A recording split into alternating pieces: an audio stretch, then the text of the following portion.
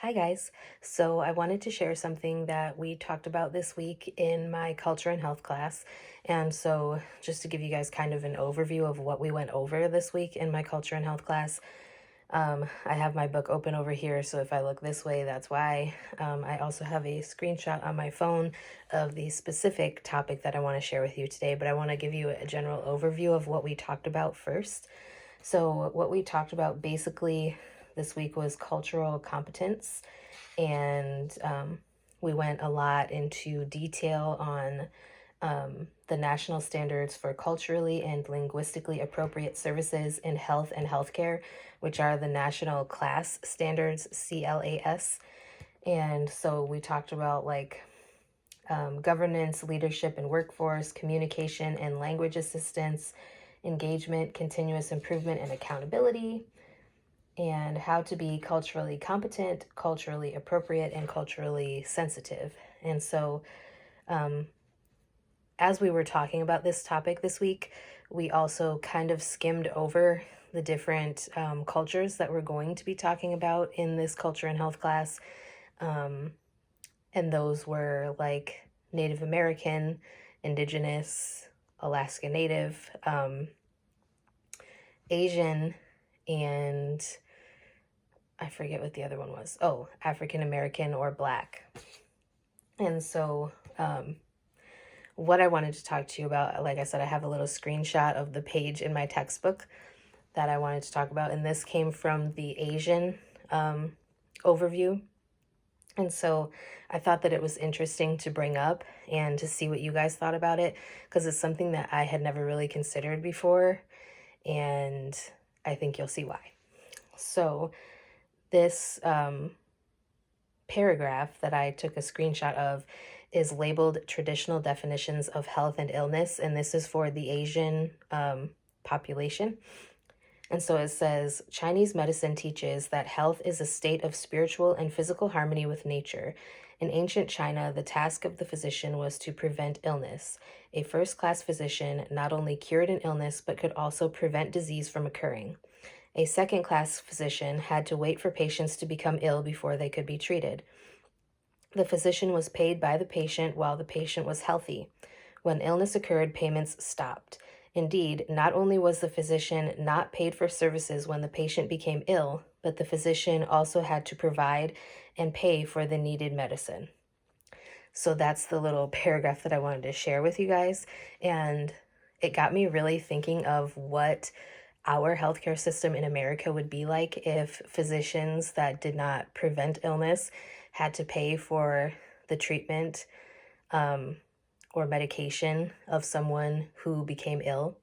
And I think that we would have a lot of people that chose to not become physicians in that case, because it can definitely get very expensive providing care for someone, or having to pay for medication, or like if someone got cancer, for example, having to pay for chemo, radiation, chemo medicine, all of the different treatments that come along with the side effects from chemo and radiation, like nausea, all that type of stuff.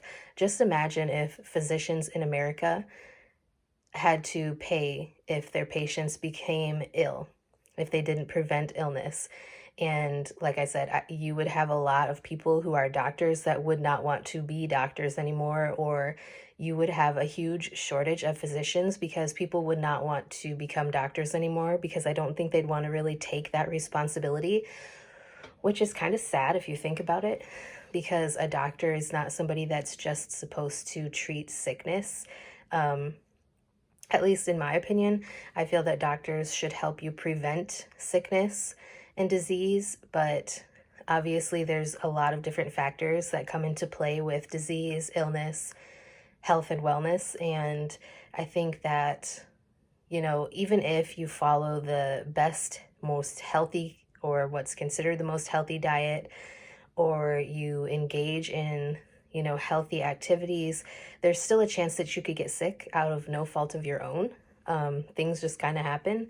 And sometimes you come into contact with people who have a virus that make you sick, or, it just happens. I just think it's crazy to think that, people didn't pay their doctors in China if they got sick.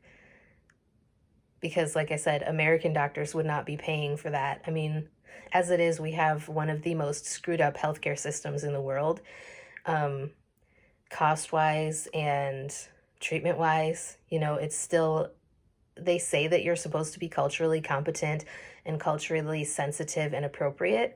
Like these national class standards are part of the Joint Commission, but there's a lot of doctors that don't follow it. There's a lot of healthcare professionals, not just doctors, that aren't culturally competent or sensitive.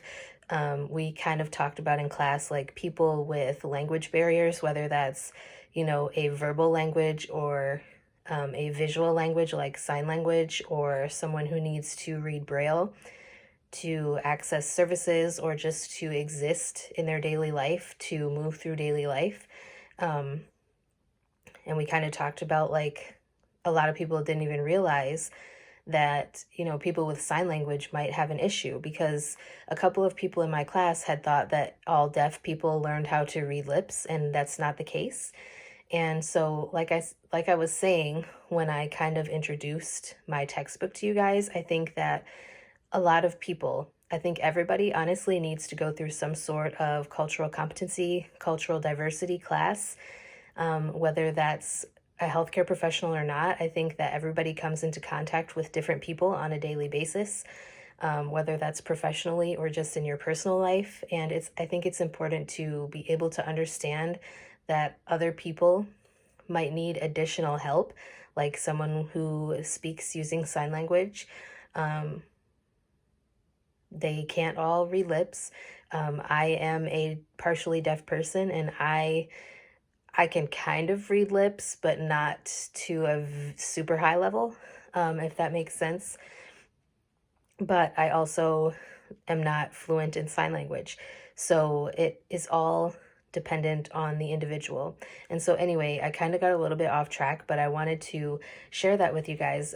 Tell me what you guys think of this. Like, how do you think our healthcare system would be different if doctors had to pay for the treatment and medication of their patient if they got ill? If doctors didn't get paid, if their patients didn't stay well? Let me know your thoughts. And let me know if you guys would like more videos in the future of me talking about some interesting stuff that I find out as I move through this class. And yeah, let me know, and I will talk to you guys next time.